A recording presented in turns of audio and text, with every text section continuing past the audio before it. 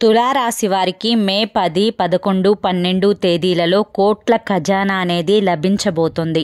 భూమండలం మీద ఎక్కడ ఉన్నా సరే పనులన్నింటినీ కూడా కాసేపు పక్కన పెట్టి ఒక్క 10 నిమిషాలు అనేది ఈ వీడియోని చూడండి.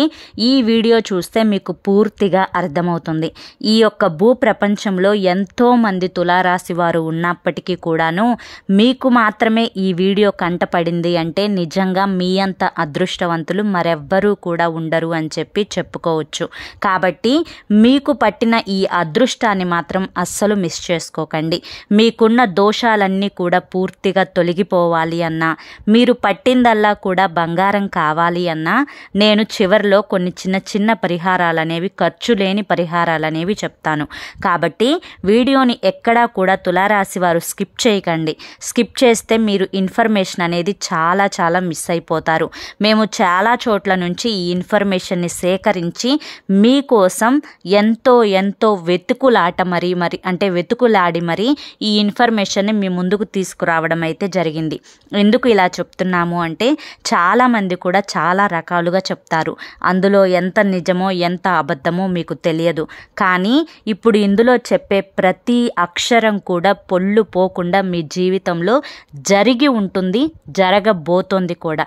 కొన్ని రకాలైన నష్టాల నుంచి మీరు ఏ విధంగా తప్పించుకోవచ్చో కూడా ఈ వీడియోలో పూర్తిగా వివరించి చెప్పడం అయితే జరిగింది. కాబట్టి వీడియోని దయచేసి మళ్ళీ చెప్తున్నాను, ఎక్కడా కూడా స్కిప్ చేయొద్దండి. చివరి వరకు చూడండి, అప్పుడే మీకు పూర్తిగా అర్థమవుతుంది. వీడియోలోకి వెళ్ళే ముందు ఒక చిన్న రిక్వెస్ట్ అండి. మొదటిసారి మన ఛానల్లోకి వచ్చినట్లయితే మేము పడిన కష్టానికి ఈ వీడియోకి ఒక చిన్న లైక్ ఇవ్వడం మాత్రం మర్చిపోవద్దు. మీరిచ్చే లైక్ వల్ల మీలాంటి తులారాశి వారి మరికొంతమందికి వీడియో అనేది రీచ్ అవుతుందన్నమాట. కాబట్టి లైక్ ఇచ్చి సపోర్ట్ చేయండి. మొదటిసారి ఛానల్ చూస్తుంటే సబ్స్క్రైబ్ చేసుకోండి. తులారాశి వారి యొక్క వ్యక్తిత్వం విషయానికి వస్తే తులారాశి వారు చాలా డేర్ అండ్ డాషింగ్ మనుషులు అన్నమాట. ఎందుకు ఇలా చెప్పాల్సి వచ్చింది అంటే కనుక తులారాశి వారు ఎవరిని కూడా లెక్క చేయరు. ఇక్కడ లెక్క చేయకపోవడం అంటే వీళ్ళకి తల బిరుసుతనము, పొగరు, గరానా అనే మాటలు అనేవి ఇక్కడ వాడడం జరగడం లేదు. ఎందుకు అంటే కనుక తులారాశి వారు మనుషులకి చాలా విలువనిస్తారు. పెద్దవాళ్ళంటే చాలా గౌరవాన్ని ఇస్తారు. తోటి వారితోటి చాలా స్నేహభావంగా ఉంటారు. చిన్న వాళ్ళని చాలా ప్రేమిస్తారు. కానీ ఇక్కడ డేర్ అండ్ డాషింగ్ అని ఎందుకు వాడవలసి వచ్చింది అంటే కనుక వీరితో మంచిగా ఉంటే మంచిగా ఉంటారు. వీరితో గనుక ఏదైనా కొంచెం తేడాగా చేస్తే మాత్రం వారిని ఎలా చేయాలో అలా చేస్తారనమాట తులారాశి వారు. తులారాశి వారు నమ్మకానికి ప్రాణమిస్తారు. నమ్మి ఎవరైనా కానీ వీరిని గనుక ఫాలో అయితే వారిని ఎట్టి పరిస్థితుల్లో కూడా మోసం చేయరు. గుడ్డిగా వీరి వెంట పడి వెళ్ళిపోవచ్చు అనమాట. ఖచ్చితంగా మంచి గమ్యానికే చేరుస్తారు అని చెప్పి చెప్పుకోవచ్చు అనమాట. ఇక తులారాశి వారి యొక్క వ్యక్తిత్వం విషయానికి వస్తే చాలా మంచివారు, చాలా మొండివారు కూడా. ఎందుకు మంచివారు, ఎందుకు మొండివారు అన్న విషయానికి వస్తే వీరు పనులు ఏవైనా కానీ 1కి 10 సార్లు ఆలోచించి చేస్తారు. ఎందులోనైనా కానీ అంటే వీరు రకరకాల వృత్తుల్లో ఉంటారు. తులారాశి వారు చిన్న బిజినెస్లు చేసేవారు ఉంటారు, పెద్ద బిజినెస్లు చేసేవారు కూడా ఉంటారు. ఎందులో ఉన్నా, ఏ వృత్తిలో ఉన్నప్పటికీ కూడాను వీరికంటూ ఒక స్పెషాలిటీని ఏర్పరచుకుంటారు.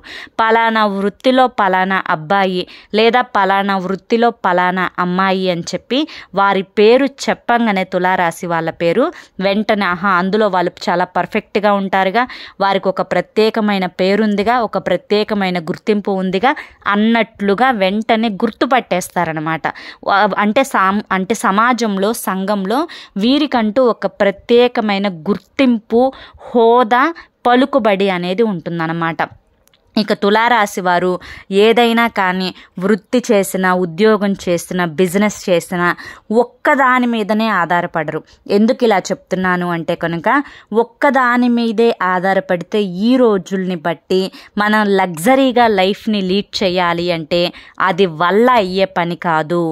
ఏదైనా కానీ 1కి 4 రకాలుగా సంపాదించుకోవాలి, 1కి 4 రకాలుగా ఏ పనైనా చేసుకోవాలి, 1కి 4 రకాలుగా డబ్బుగా సంపాదిస్తేనే సంఘంలో మనకంటూ ఒక ప్రత్యేకమైన విలువ గౌరవం ఉంటుంది అని చెప్పి ఆలోచించుకుని దానికి తగ్గట్లుగా ఒక పనితో పాటు 4 రకాల బ్రాంచులు ఆ పని మీద ఓపెన్ చేసుకొని అందులో 1కి 2కి 3కి అట్లా ఓపెన్ చేసుకొని అన్ని రకాలుగా పనులు చేస్తూ ఉంటారనమాట. అంటే ఒక పడవ మీద కాలు పెట్టరు, 2-3 పడవల మీద కాలు పెడతారు. దానికి తగ్గట్లుగానే అన్నింటినీ కూడా మేనేజ్ చేసుకోగలుగుతారు.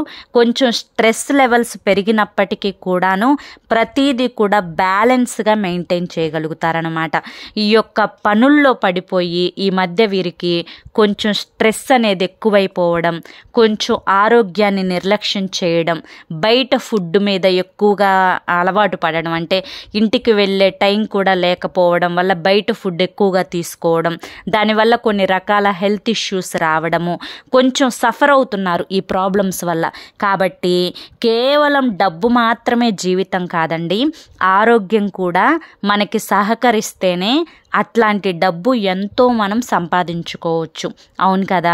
కాబట్టి కొంచెం స్ట్రెస్ లెవెల్స్ అనేవి మెయింటైన్ చేసుకుంటూ, అంటే స్ట్రెస్ని తగ్గించుకుంటూ, పనిని కూడా కొంచెం తగ్గించుకుంటూ, కొంచెం హెల్త్ని చూసుకుంటూ, కాస్త ఇంటి భోజనం చేస్తూ, చక్కగా టైంకి తింటూ, టైంకి పడుకొని, మంచిగా ఎక్సర్సైజ్ చేసుకుంటూ ఒక అరగంట సేపు రోజుకి, కాస్త ధ్యానం అంటే మెడిటేషన్ చేసుకొని కాస్త ప్రశాంతంగా ఉంటే ఆ స్ట్రెస్ లెవెల్స్ నుంచి కొంచెం బయటపడతారు అని చెప్పి చెప్పుకోవచ్చు అనమాట.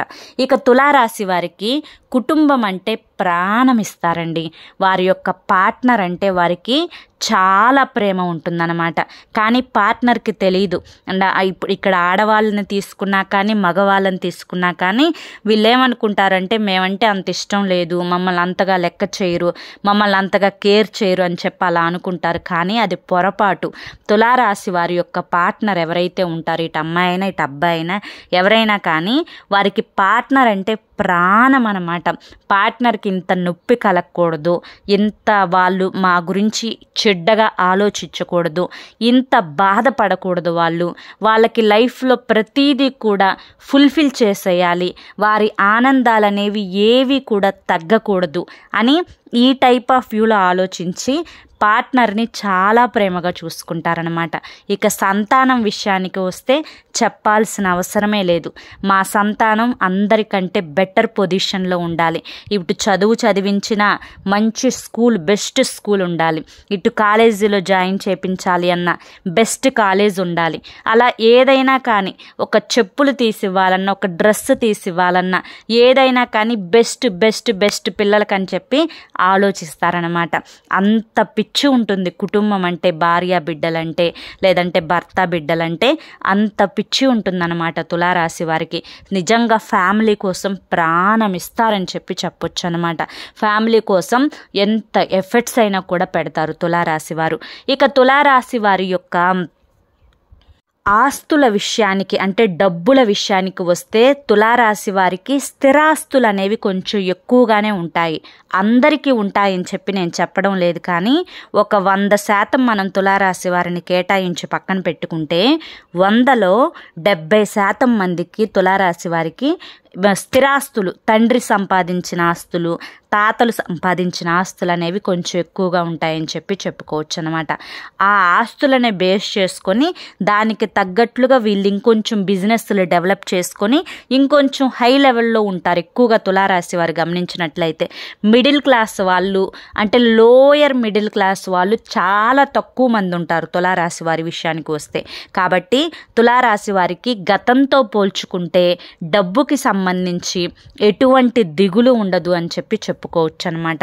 ఇక ముఖ్యంగా మే 10, 11, 12 తేదీల విషయానికి వస్తే ఈ 3 రోజుల్లో కూడా వీరికి వృత్తికి సంబంధించి కానీ, ఉద్యోగానికి సంబంధించి కానీ, వ్యాపారానికి సంబంధించి కానీ, చిన్న బిజినెస్లైనా పెద్ద పెద్ద బిజినెస్లైనా ఏవైనప్పటికీ కూడాను అన్ని రకాలుగా కూడా బాగా కలుసుబాటుతనంగా ఉంది. వీరికి ఈ సంవత్సరంలో నిజంగా కోట్ల కోట్ల ఖజానా అనేది లభించబోతుందన్నమాట. అందరికీ లభిస్తుందని చెప్పి నేను ఇక్కడ తప్పుడు సమాచారాలు అయితే నేను ఇవ్వనండి. ఎందుకంటే మనం ఏదైనా కానీ ముక్కుసూటిగా చెప్పుకుంటామన్నమాట. ఎందుకంటే ఖచ్చితంగా రాసి పెట్టుకోండి, 100లో 30% మందికి తులారాశి వారికి కోట్ల ఖజానా లభించబోతుంది.